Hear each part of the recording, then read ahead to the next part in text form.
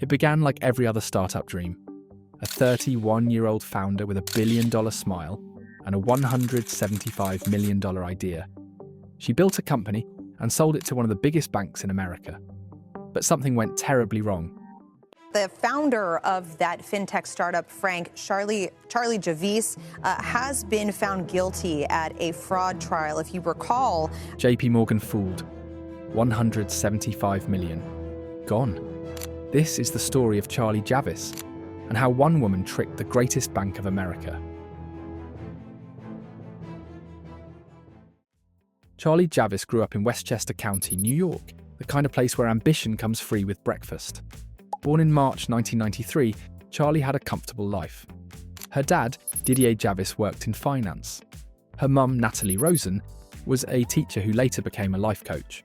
So yeah, money and motivation were basically the family values. She went to the French-American School of New York, a private bilingual school that cost more per year than some people's entire college degree. That's where she learned to talk like a leader, fluent in English, fluent in French, and fluent in confidence. Then came 2011, Wharton, the Ivy League factory that produces CEOs by dozens. Charlie studied finance and legal studies, but Charlie wasn't at Wharton there to learn business. She was there to become one. It was here that all started. Her very first startup. In freshman year, she launched something called PoverUp, a student network that taught college kids about microfinance and social investing. The idea was to help students connect with global causes, all those phrases that sound like a TED Talk title. And it worked, or at least it looked like it did. She got featured in Inc. magazine, mentioned in Fast 100, and even claimed she was recognised by Peter Thiel's fellowship programme. Except that last one wasn't true. From the outside, it looked huge. A wave of social impact. But from the inside, maybe not so much. We'll get to that soon. What mattered was, Charlie had figured something out. People don't buy ideas, they buy confidence. And Charlie? She could sell confidence better than anyone. After college, her startup PoverUp quietly disappeared. No shutdown announcement, it just faded. But Charlie didn't stop. She just switched the storyline. She was now the young founder who cares about students. And that label, it was gold. In 2017, she launched a new company, Frank. Frank positioned itself as financial aid made simple. Frank promised to help students apply for college financial aid in minutes, cutting through the nightmare that is FAFSA, which, let's be honest, even adults can't fill out without needing therapy afterward. Frank's pitch was perfect. Empathy plus tech plus youth equals media bait. And Charlie built a character, the media-friendly CEO who understood Gen Z. She leaned hard into the female founder in Fintech narrative. She appeared on panels, gave interviews, and spoke at universities. Her story always ending with a headline like, "Meet the woman helping millions of students afford college." And she wasn't doing it alone. Behind her was a growing team, engineers, marketers, a slick PR presence, and a network of early investors who loved the mission. Frank started pulling in real funding. Within months, Frank raised a $10 million Series A round. A few years later, in 2020, another $5 million followed, bringing total funding to around $20 million. Investors loved her story. On the surface, Frank looked flawless. But behind the glossy website, the cracks were already showing. Not long after Frank launched, the company caught the attention of regulators. The US Department of Education issued a warning, accusing Frank of misleading students by making it look like it was an official government website. Their domain frankfafsa.com was a little too similar to the real FAFSA site. Basically, students thought they were applying for federal aid, but they were actually signing up for Charlie's startup. The government called it deceptive marketing. Charlie called it misunderstanding. And she rebranded, changed the website to frank.com. But that wasn't the only red flag.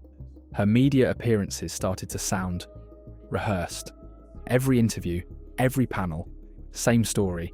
The young founder who simplified college finance and helped millions.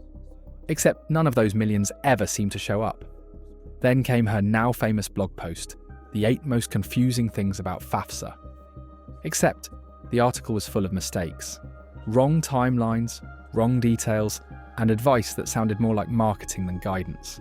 Financial aid experts called it misleading. Charlie called it educational content. Still, Charlie never flinched. She believed in one principle: fake it till you make it. By 2021, Charlie Javice was on top of the world. Her startup Frank looked unstoppable. Millions of students, glowing press, and millions in funding. But something was off. The numbers looked big in headlines, not in databases. So Charlie thought of selling it. When Charlie quietly pitched Frank to potential buyers, she showed the real numbers, and the user base was too small. Frank looked good, but not good enough. So the next time an opportunity came, she wasn't going to let numbers get in the way of a sale. Enter JPMorgan Chase.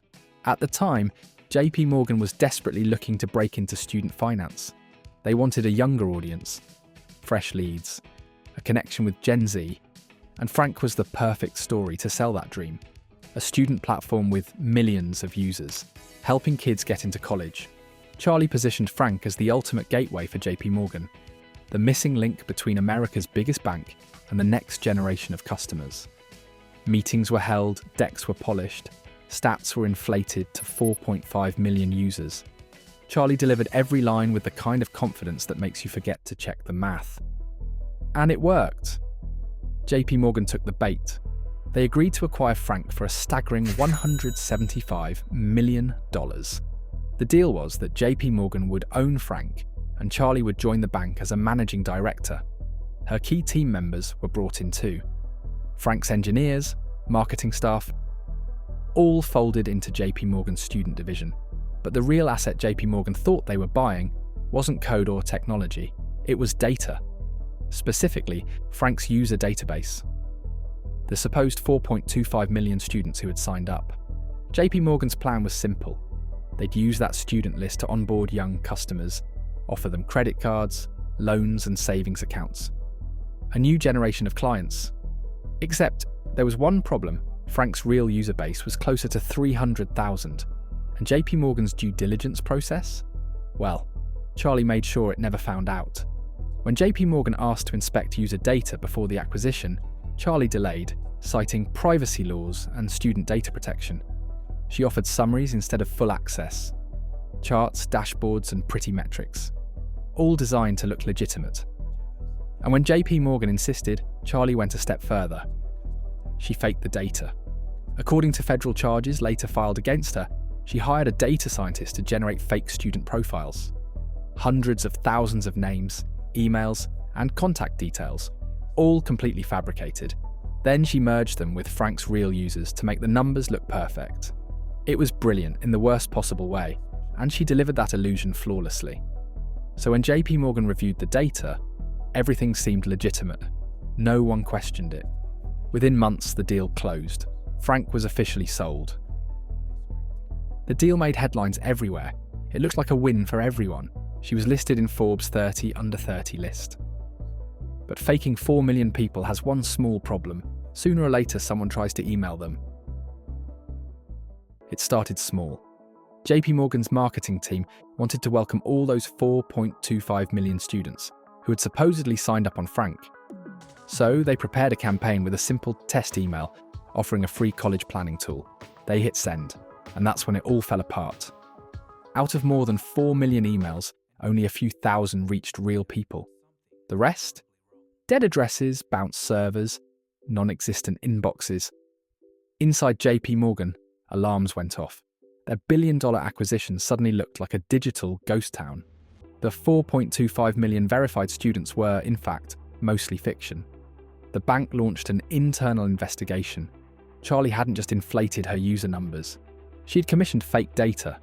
Names, emails, dates of birth, even matching ZIP codes, everything JPMorgan would expect to see in a legitimate student database. JPMorgan confronted Charlie. She denied everything, of course claiming it was just a misunderstanding. By 2022, JPMorgan filed a lawsuit against Charlie Javice, accusing her of fabricating data to inflate Frank's value. And in 2023, the US Department of Justice stepped in. Charlie Javice was charged with fraud. When the truth came out, Charlie Javice went from Forbes cover girl to federal defendant. In April 2023, the US Department of Justice charged her with bank fraud, wire fraud, and securities fraud. The SEC added its own case. She was found guilty and was sentenced to prison for 7 years. But there is an irony in all this. When one person lies to a bank, it's fraud. When banks lie to millions, it's business. She joins the same Hall of Fame as Theranos and FTX, different industries, same formula. Fake it, fund it, and hope nobody checks the math. This video marks our 25th story on this channel.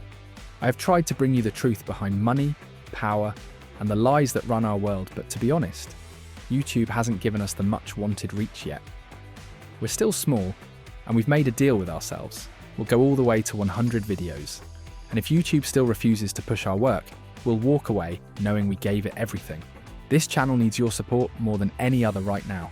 If you like this story, if you want to see more raw, honest documentaries, go check out our channel, watch a few more, and subscribe. Because every view, every comment, and every sub literally decides whether Hotspot survives or disappears.